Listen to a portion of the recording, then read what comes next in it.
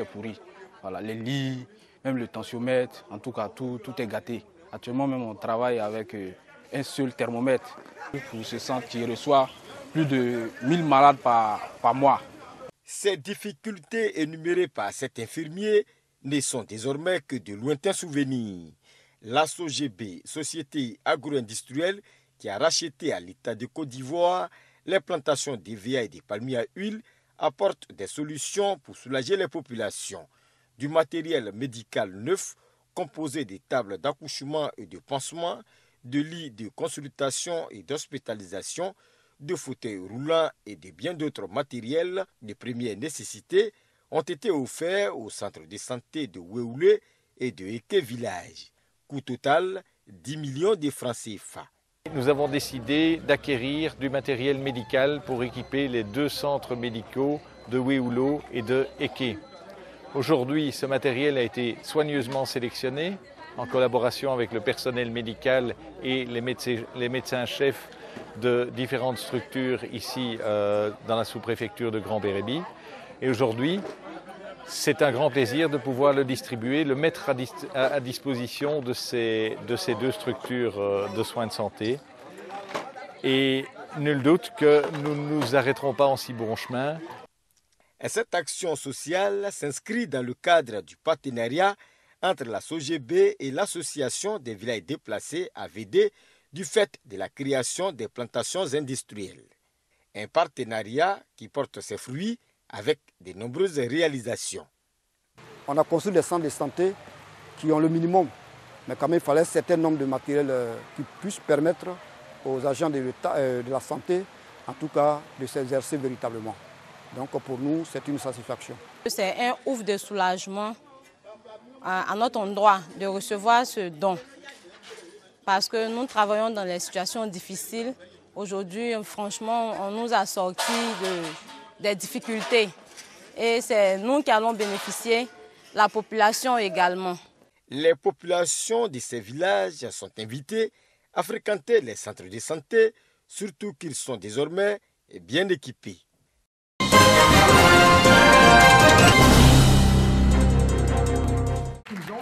Les enseignants volontaires recrues de la région de la Niébi-Tiassa ont rendu hommage à leur président Adolphe Roland Adon.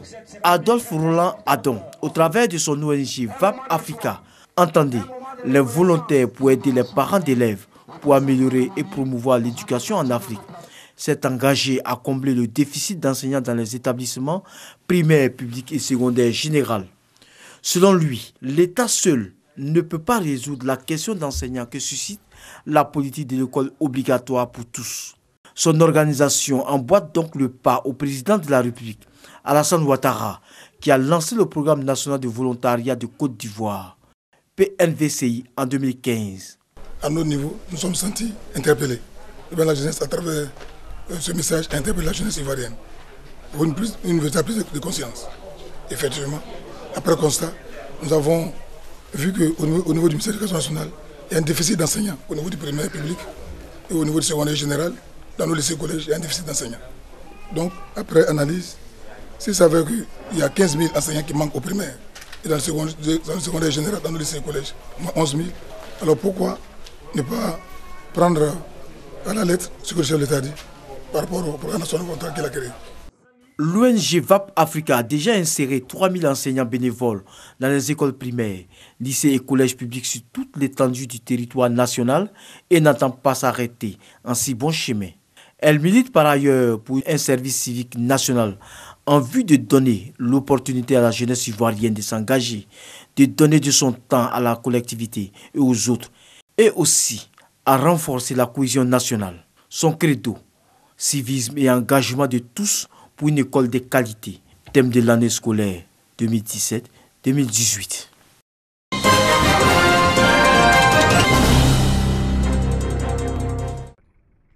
Wendeni, village du département de Dabakala, un marché, une école primaire, un centre de santé.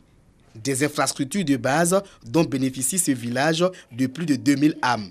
Cependant, l'absence d'électricité, de château d'eau et de routes praticables sont des réelles préoccupations pour les villageois.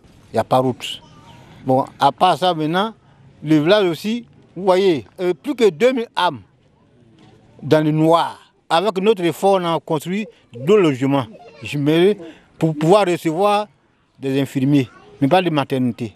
L'État a beaucoup fait. Il n'a pas fini de faire encore. Il a fait beaucoup en tout cas, il n'a pas fini de faire. Mais nous voulons que l'État nous appuie. Des initiatives des villageois pour booster le développement à travers des constructions, de logements du personnel médical, des actions environnementales et agricoles.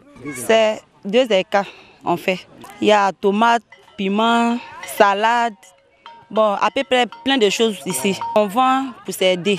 On n'a pas de financement pour s'aider. L'infirmier du village joue également sa partition avec la politique de promotion de la santé rurale. Étant en communauté, on les amène à prendre des initiatives telles que l'opération coup de balai, le nettoyage de leur environnement, le cadre de vie qui doit être propre. Par exemple, dans le cas du lavage des mains, ça aussi, ça fait partie du cadre de promotion de la santé. Parce que plusieurs maladies, près de 80% de la maladie se transmettent par la main sale.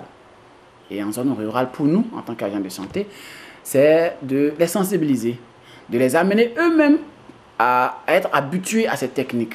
Les populations de Wendene interpellent ainsi les cadres de la région du Yambol afin que le village soit au rendez-vous de l'émergence.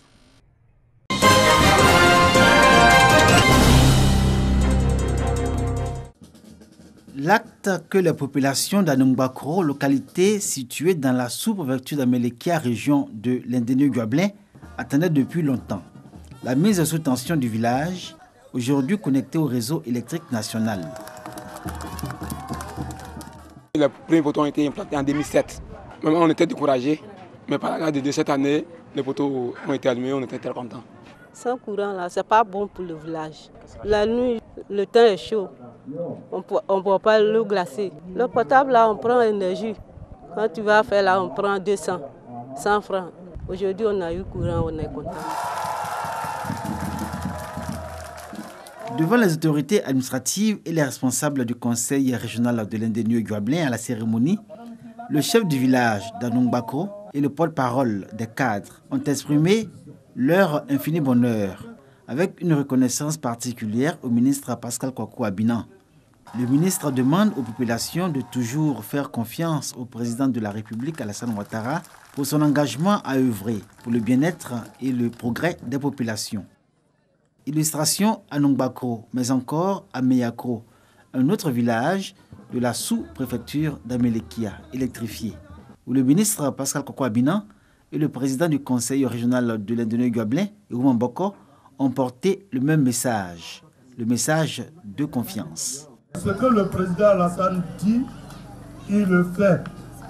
Et c'est encore une preuve aujourd'hui que le président ne fait pas de promesses hasardeuses. On pensait qu'on était oubliés dans la Côte d'Ivoire. Et Dieu merci, aujourd'hui c'est le jour J. Nous sommes tous contents.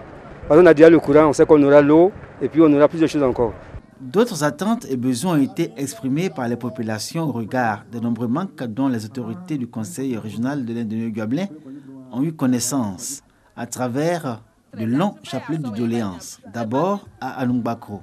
Il y a beaucoup de manques. L'école, la première partie est complètement en ruine. Il faut la réhabiliter et puis doter cet établissement de table-bancs. Le problème d'eau, c'est un peu difficile. On a au moins trois pompes ici. Mais avec la population, c'est peu. On souhaiterait avoir un château d'eau ici. Ensuite, à Meyakro, autant que dans toutes les localités qui composent la région de l'Indénié-Guablin. À Meyakro, c'est un violent contraste entre la ferveur de l'accueil des élèves de l'école du village et le cadre de travail. Le bâtiment de 3 classes a été décoiffé par un vent violent en 2014 et à ce jour, rien n'a encore été fait pour le réhabiliter. Alors, en attendant, les enfants reçoivent les enseignements sous 2 hangars, identiques à ceux qui font office de salle de classe dans les écoles dites communautaires. Un quotidien bien difficile pour les élèves et les instituteurs d'Ameyakro, pour la plupart des bénévoles. Et une fois que le temps est menaçant, on laisse les coups. Vous voyez, les toits sont décoiffés. Depuis le 6 mars 2014, on a fait les démarches, on a envoyé les papiers sur le conseil général, ce qui est sûr partout. Quand venir nous en aide, mais jusqu'à présent, rien n'est fait.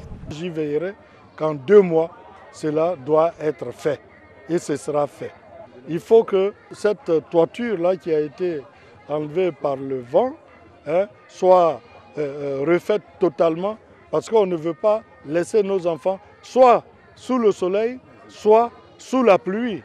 L'école primaire d'Amiakro est révélatrice de l'immensité de la tâche du Conseil régional de l'Indre-Gabelin, dans un contexte où de nombreux efforts sont faits au profit des localités, comme ici à Taakro, où le village bénéficie d'une école maternelle.